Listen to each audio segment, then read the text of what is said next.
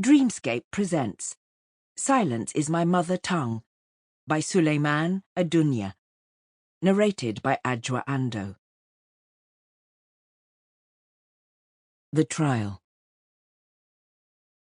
Cinema Silenzioso.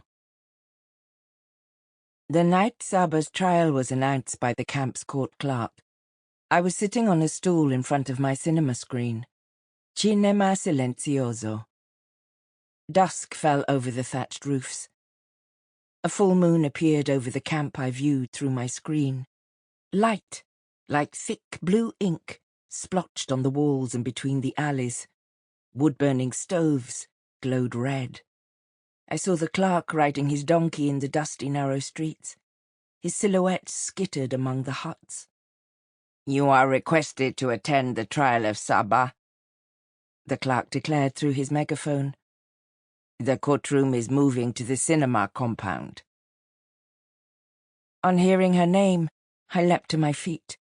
The sketch of Saba I was holding dangled above the open furnace next to me, the charcoal strokes defining her nipples, glistening in the light of the smouldering fire. I looked at Saba's compound appearing through the screen like a picture. She was nowhere to be seen. Her lime tree stood frozen against the clay colours of the surrounding huts. Grasshoppers hung off the slant of sugarcane leaves in front of her hut's window.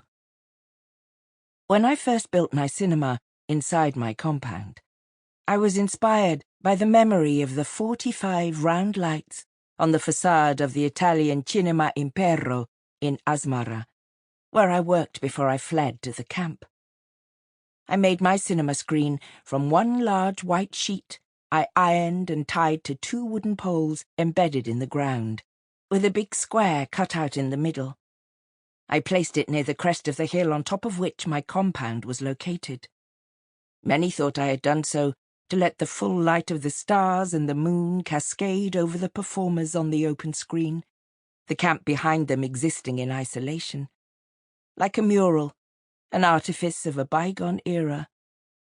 The real reason, though, was different. From the hilltop, looking through the screen when the light was right, you could see into Saba's compound, fenced on 3 sides, letting the hill on which the cinema stood act as the 4th fence. I could watch her all the time, her world a part of mine. The trouble was that I, like many, had bought into the illusion that the sheet was an actual screen and that everything inside it was a real film. Sample complete. Ready to continue?